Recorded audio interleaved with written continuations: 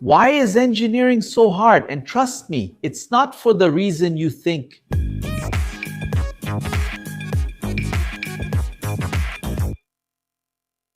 Let's talk more about engineering. Today, the conversation is about a topic that many people talk about, but few really understand why studying engineering is so difficult. And the most curious thing is that the main reason isn't exactly what most people think.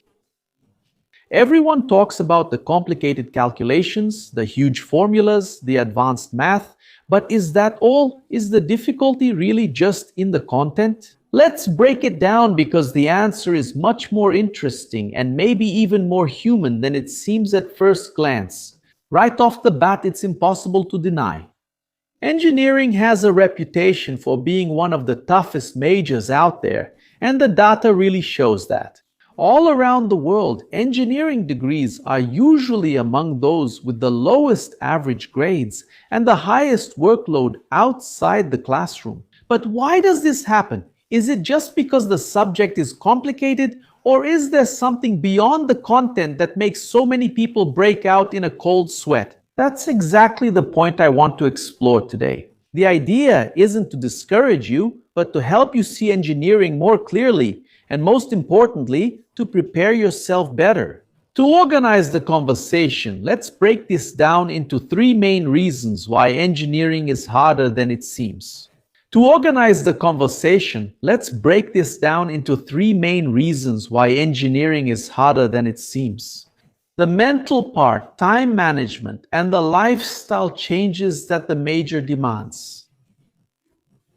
And I'll tell you right now, most people only see the first one, and the other two catch students by surprise. Let's start with the mental part, shall we? When someone thinks about difficulty in engineering, they usually think about subjects like calculus, physics, mechanics, thermodynamics, and of course, these topics require reasoning. But is the real difficulty only in the complexity of the subject, or is there something deeper going on? This is the first big question, because in practice, it's not even the complexity of the content that brings most students down. It's the huge demand for mental endurance. It's not just about understanding the theory, it's about spending long periods studying, practicing, refining skills until that idea finally truly makes sense. And this is where the question that many people don't ask comes in. Did you already have the habit of spending 4, 5, 6 hours focused on a single subject? That kind of problem before entering college, because most people didn't have it. And when they face this for the first time, the shock is huge. The brain simply isn't used to such continuous effort. That doesn't mean someone is dumb or weak in math, but rather that the brain works like a muscle. It needs training, time, and repetition to build endurance. Have you ever tried running 20 kilos without ever having run before? It's exactly the same principle. The right question here is, how long does it take for you to develop this kind of mental endurance? This building process takes weeks and sometimes months. During this process, many students who had great grades in high school discover that the problem isn't intelligence, but rather habit and continuous effort. And that explains why so many students who were always considered geniuses in high school end up getting a huge shock when they start engineering. They never had to sustain effort for so many hours in a row. If that's the mental part, the second layer is the schedule.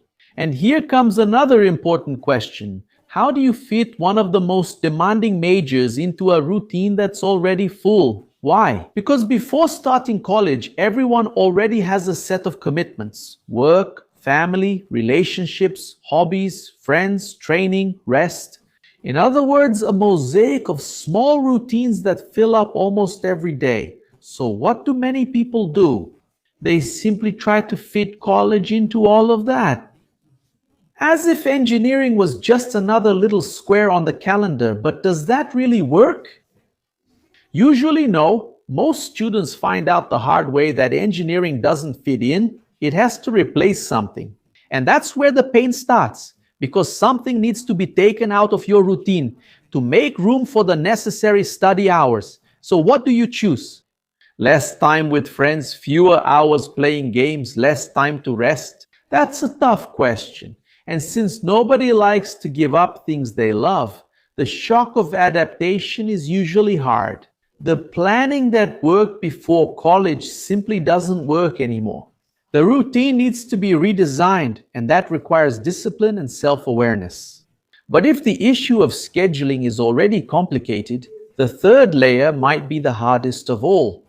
The lifestyle before college, for most people, life is lighter, with free time to rest, regular hobbies, and the freedom to do things whenever you feel like it.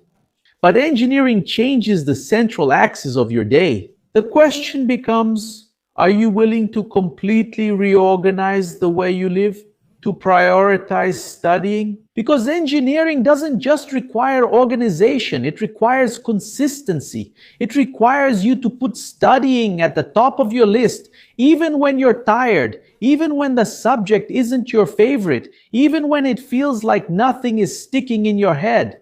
That's when many people feel an emotional impact, the feeling of losing a bit of the freedom they used to have.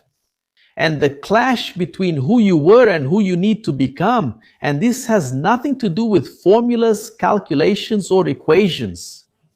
It's about identity. It's about understanding that a difficult path requires a stronger and more mature version of yourself. Are you prepared to give up certain things to build something else? This question usually reveals why engineering weeds so many people out, not because of the theoretical difficulty, but because of the cost of transformation. And when we understand these three layers, it becomes much easier to see engineering for what it really is. Not just a field of study, but a process of personal development. College requires the student to transform, and that's uncomfortable. But at the same time, this transformation is exactly what makes the program so powerful. That's what makes so many people say that engineering not only teaches content, but also shapes ways of thinking.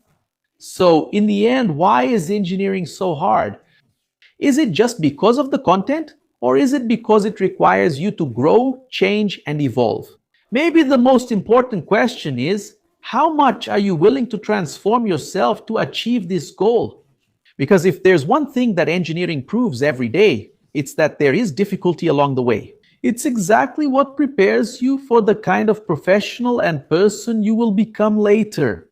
If this video helped you see the course in a different way, mission accomplished. The goal here isn't to discourage anyone, but to help you arrive better prepared. Because engineering, although demanding, has an incredible potential to open doors and transform your future. So, take a deep breath, get organized, manage your pace, and keep moving forward. The journey is tough, but the result is really worth it. If you've made it this far and enjoyed the video, make sure to subscribe if you haven't already, leave a like, and turn on the notification bell. And if you find our content interesting, consider becoming a member to help us keep producing content here on the platform and get a shout out in our videos.